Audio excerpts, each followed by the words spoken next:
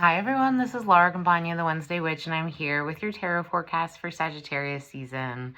We move into Sag season feeling as the Page of Cups, which is a card that's about getting to know your emotions and internal landscape and learning about your own relationship to feelings so that you can have greater insight into your behavior with others and the way that you move in the world. Cups is a big feeling kind of energy, and that makes sense after we had this kind of rocky Scorpio season with a lot of hard angles between Mars and Saturn and Uranus. So things haven't felt very smooth or gentle, and so that's really what we're longing for on some fundamental level. What we get though is the Chariot. So the Chariot is a card that's about movement, big activity, ending things, starting things, being taken from one place to the next, like new job, changing houses, things like that. And the exciting part of the Chariot is that the universe wants to take you somewhere. There's some sort of energy that's propelling you forward. And so this isn't just that, you're forcing it. There's something greater happening, which is when we can really do our best work, when we're co-creating with the universe. And, Sagittarius, as a sign of the centaur who loves to ride, is all about this Chariot energy. But we have to stay engaged. We have to keep our hands on the reins or the wheels. We have to be present in the moment so that we can be focused and keep our eye on the horizon, make sure we're actually progressing towards where we want to go. So there are a lot of big changes coming. We're about to start December. Jupiter is going to leave Aquarius, finally getting out of Saturn signs after 2 hard years. And moving into Pisces, which I think is part of why the Page of Cups is speaking to this emotional curiosity that's really going to bloom and blossom at the beginning of 2022. So our challenge right now, which I love, this is one of my favorite cards, is the Three of Cups. So the Three of Cups is about gathering with friends, gathering with community. I think that this depiction of the Three of Cups is so sweet because it's like a little cup of tea, and it reminds me of how my grandmother always used to like to have little sweeties with her tea, and just thinking about those special mundane moments every day when we get to just take time to connect with ourselves, to connect with friends, even if it's just on the phone, and celebrate. And Sagittarius season is about celebration.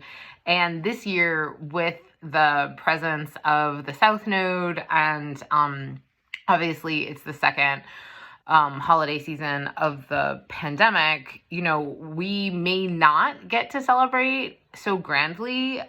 There's a lot going on in the world with the supply chain crisis, that shortage, and, workers striking, and all of these things that will not allow us to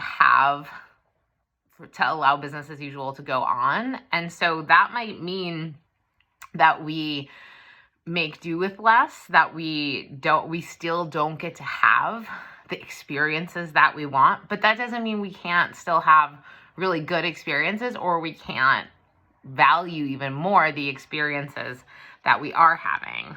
And so the final outcome is the Two of Swords, which is about making peace with what is. And that can feel like a tall order. The Two of Swords, I really love this card because there is a connection between the mind and mindfulness, and engaging in techniques like meditation and witnessing the emotions and staying with them long enough in a non-reactive space to just kind of allow them to pass and change. And how just like the waves of the ocean, how the ocean, it's never the same ocean twice, even at the same little stretch of beach as you're watching it throughout the day. neither is our mind, neither are our feelings. You know, there's a lot going on inside of us. And so just making time and space to do what you need to do in order to cultivate that sense of loving detachment, acceptance, all of that. There's a few interesting bonus cards here.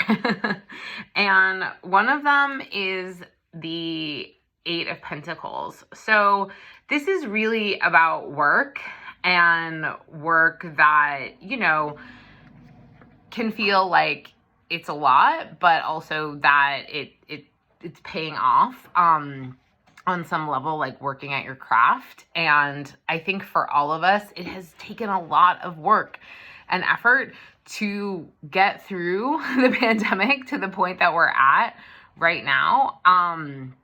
And this is just telling us, like, keep going. Things are going to change.